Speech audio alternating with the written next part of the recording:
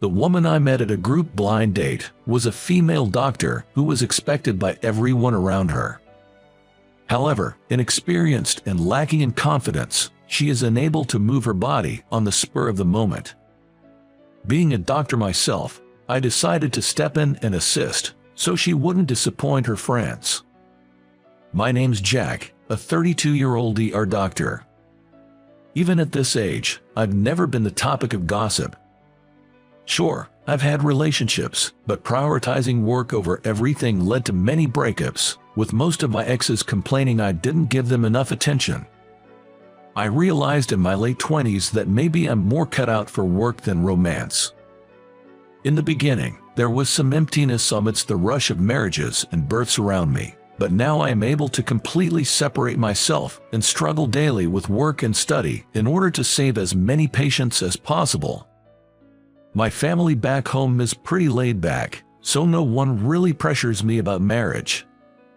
Feeling thankful for the blessed environment I was in, all I could think about was becoming self-sufficient as soon as possible. An old high school buddy of mine invited me to a mixer. To be honest, I wasn't interested and was going to decline, but they were one person short and pleaded for my help, so I reluctantly agreed. It was just a filler spot for their group date, so I planned to make a short appearance and then leave. I left my house without dressing up and headed to the meetup spot. Hey everyone, long time no see. It seemed I was the last to arrive, and seeing old friends after so long put a smile on my face. Becoming an adult meant not seeing these friends as often, so reuniting with them at this group date was a pleasant surprise. Even though I wasn't keen on going initially, that moment of reunion made me glad I came. We caught up with each other with old stories and updates on the way to the restaurant, and it felt like we were back in our college days. I was having such a good time, I almost forgot the main purpose was the group date. We were seated and waited a few minutes for the women to arrive. The men suddenly tensed up as the women entered with a cheerful "nice to meet you." Recalling the silent prayers my friends whispered, hoping for a meaningful encounter as we entered the restaurant, I couldn't help but silently cheer them on. After ordering drinks and making a toast, we started introducing ourselves. I'm Jack, I work in corporate. I had made a prior arrangement with my friends to introduce myself with a different profession. It's not that I'm embarrassed, but explaining I'm a doctor often leads to many questions, and it can be tedious. Hi, I'm Sarah. I work as an internal medicine doctor. I was taken aback to hear that amongst us was a fellow doctor. The seemingly reserved woman ordered a non-alcoholic drink and had her cell phone face up on the table. I also kept my phone out in a similar manner, always on alert for emergency calls, so I could tell that Sarah wasn't lying when she said she's a doctor. My buddies would tell me, "Come on, have a drink for once," but I just smiled and brushed it off. The moment Sarah mentioned she was a doctor, she became the center of attention, getting bombarded with questions. "I'm just a novice in name only," she answered, looking modest or perhaps a bit apologetic.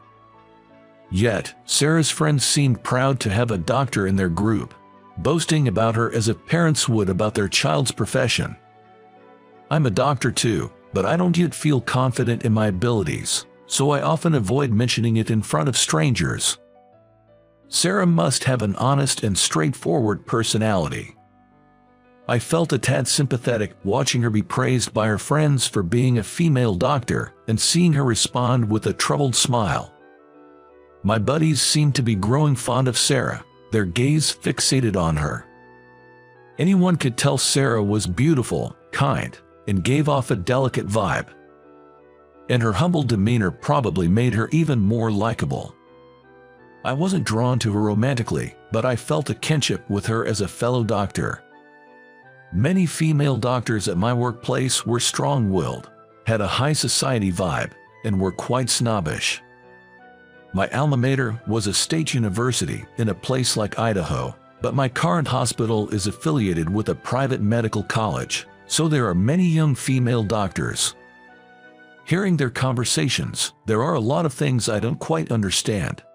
Their values clearly clash with mine, and coming from an average family, I often feel out of place. I've always had difficulty connecting with such women. I sensed none of that vibe from Sarah in front of me.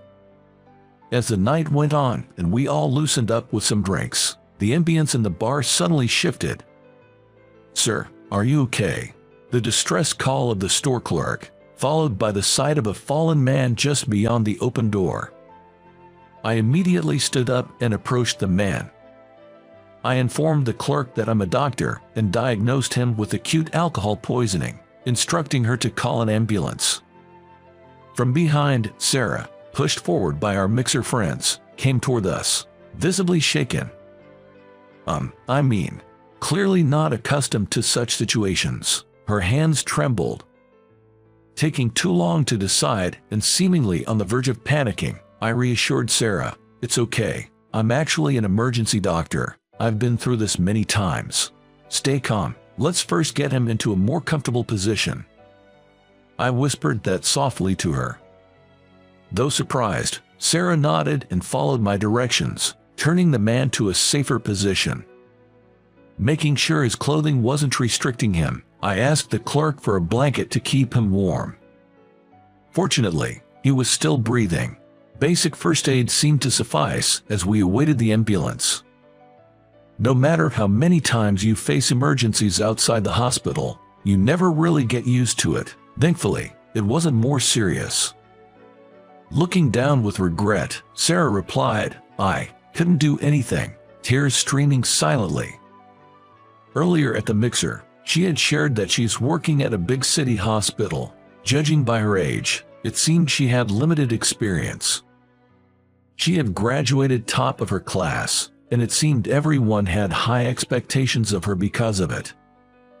Earlier, Sarah had said, struggling, "I can't let everyone down.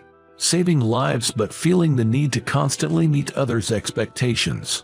I think that's wrong." But I also understand that it's not solely Sarah's fault that she feels this way. I don't care about titles and rarely talk about my profession. Perhaps because of that, people even say things like, "Oh, right, Jack was a doctor too." They even made such rude remarks. The contrast between me and Sarah. But seeing her cry out of frustration, it moved me too. I remember having a time like that myself, and I knew firsthand just how painful that kind of regret can be. "Sarah, you're really something." After the man was taken away in an ambulance, Sarah hesitantly began to speak to the friends who had rushed over. "I didn't really. Thanks to your precise instructions, he was saved." She was about to say she hadn't done anything, and I interrupted her and looked up to meet the surprised eyes of Sarah. Her friends were hugging her, saying, "You did great." Sarah looked at me as if asking why, but I figured she just didn't want to let her friends down. From Sarah's bag, a medical reference book was peeking out. Despite being a newly published edition, it was tattered and full of sticky notes. She must be putting in an immeasurable amount of effort. It might just be me being pretentious, but hard work is always rewarded. That's why I hope she doesn't get disheartened now. There will be many more setbacks in the future. But I thought that right now, she doesn't need to bear the guilt of letting her friends down. And the mixer ended after the incidents during the first round. I was relieved I didn't have to think of an excuse for not attending the second round. As I was about to head home with other things on my mind, a timid-looking Sarah approached me, saying, "Jack, please wait." When I asked her what was up, she bowed and thanked me.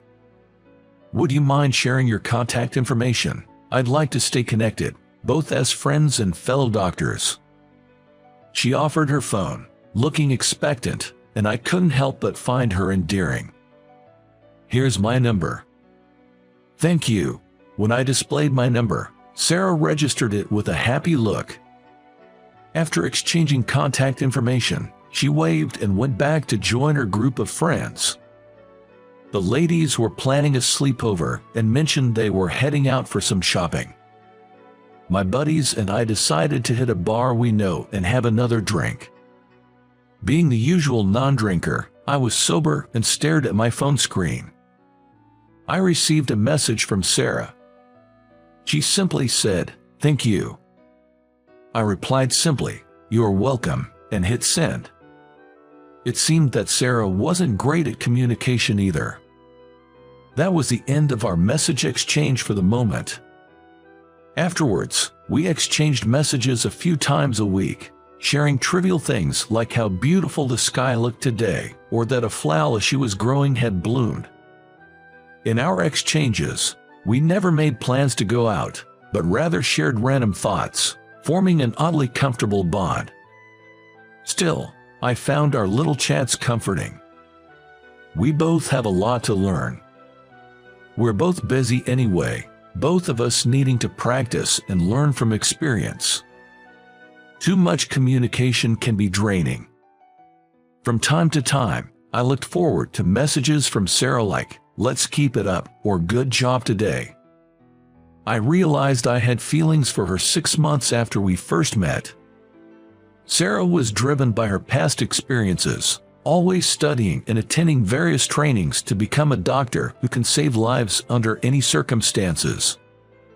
I had busy days juggling work and studies too, but I always made sure to get enough sleep and took breaks when I needed to. Sarah, always being so hard on herself, seemed to push through without taking much time to rest. Every now and then, when she'd call and share how she had learned something new, I'd feel genuinely impressed and wanted to support her. It's tough, but it's fun. I feel like I'm finally on my path and I want to become better every day. Hearing her laugh while saying those words, I was sure of my feelings for her. I think I had these feelings for a while, but it took me some time to recognize them. Finally acknowledging my feelings, I decided to ask Sarah out. "Sarah, when's your next day off?" "Next Thursday." Luckily, our days off matched, so I smoothly brought up the idea of a date. She happily accepted, and I began planning our date. We'd exchanged messages and calls but hadn't met since the day of our initial encounter. Our second meeting in total. But I had decided that on this date, I'd confess my feelings. I knew we both had busy schedules, and it was uncertain when we could meet next. To make my confession successful, I needed the perfect date plan. Then, one night while on duty, an emergency case came in. I quickly assessed the situation, giving directions to the nurse, and rushed to the emergency entrance. The ambulance arrived, and the emergency patient was brought out. With the patient was Sarah, her white knit stained with blood. A man in his 30s collided with an oncoming vehicle while riding his motorcycle. He was unconscious and in critical condition, so we administered CPR and applied emergency bleeding control. While pushing the stretcher together, Sarah explained the situation and the actions taken. "I understand. I'll take it from here." I immediately went into the treatment room and hurriedly administered care, cleaning and stitching the wound, ensuring no damage to the brain. After contacting the patient's family, I finished the treatment. Thanks to the excellent first aid provided, though the injuries were visible, they weren't critical. When I left the treatment room, waiting there was Sarah. "The first aid treatment you gave was perfect and really helped the patient. The patient's life is in no danger," I said, bowing my head in gratitude. Seemingly relieved, Sarah slumped down, saying, "I'm so glad," and tears of relief flowed. After work, I went shopping and saw an accident outside the supermarket. I didn't know what to do at first, but before I realized it, my body just moved on its own. She was scared, but she said she had been reminding herself of why she had been training all this time. It took great courage for her to identify herself as a doctor. She said if she hadn't stepped in, perhaps nobody else would have. I'm aware of how hard Sarah has worked up to this point. "You did well, Sarah." I gently patted her head. Comforted, she nodded, tears streaming down her face. "Sarah, it's getting late, but I'm almost done with work. Would you like to grab some food?" There's a diner nearby that's open till morning." Suggesting a meal after work, I invited Sarah. "I'd love to, actually. I haven't even had dinner yet." Sarah replied immediately, mentioning she had been hungry for a while. She looked embarrassed, holding her stomach, and said she would change out of her blood-stained sweater. She grabbed a bag with spare clothes she happened to have and dashed to the restroom. Watching her run, she seemed more dependable than before. It's hard to imagine, especially when thinking about that day when she was so nervous trying to meet her friends' expectations. Perhaps she's slowly gaining confidence in her medical profession. I threw her a good job, as she disappeared from sight. After wrapping up work, I met Sarah sitting at the lobby, and we headed to a nearby diner. We walked in and took our seats to pick from the menu. I ordered grilled chicken, while Sarah opted for steak and potatoes. Sarah's eyes sparkled as she happily ate the food that arrived shortly afterwards. "This place is amazing." Seeing her so pleased, I was glad I brought her here. Before I realized, I was confessing my feelings to her. "Sarah, I like you."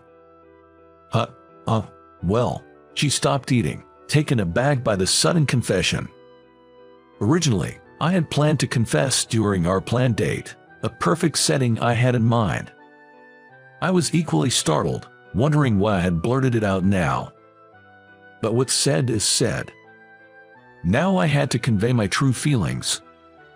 "I admire your hard work, how you always give your best toward your goals. Even the casual texts or the trivial phone calls, I cherish them all." When I told her that Sarah's hard work had saved me many times, she looked down with a blushed face. "This is only our second time meeting, but would you like to date me?" I stood up and reached out my hand. Hesitantly, Sarah took it. "I managed to keep going because of you, Jack. That day, I felt so helpless, yet you helped ensure I didn't let my friend down. I was relieved, but also felt pathetic. But I managed to pull through because of you, even though I can't express it well," she said, taking a deep breath, squeezing my hand tighter. I could feel the intensity of her emotions through her firm grip. To be honest, no words were needed. I could sense the depth of her feelings.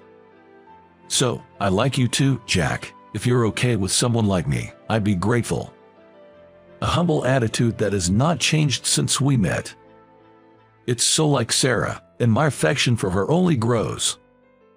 And just like that, during our second meal together, our relationship began. Despite our busy schedules, we made time for each other, going on numerous dates. Sarah always said she needed more experience and knowledge, pushing herself harder every day. Inspired by her, I've been attending more training sessions and studying every day.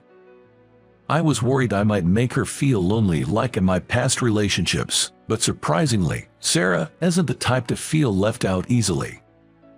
We've had a smooth relationship for 2 years now. Even with our busy lives, Sarah is always by my side. The confession plan I had in mind that day didn't work out, but unexpectedly, we ended up being mutually in love. Now, Sarah and I are married and living together. Sarah is expecting a child, adding more joy to our future. Both of us, with our undying passion for our careers, continue to push and inspire each other every day. After her maternity leave, Sarah's considering switching from internal medicine to emergency medicine. I used to immerse myself in work, thinking I wasn't cut out for love, but now, meeting someone with whom I can share happiness and grow together feels like the greatest blessing in life. I'm determined to work hard to protect this happiness in the future.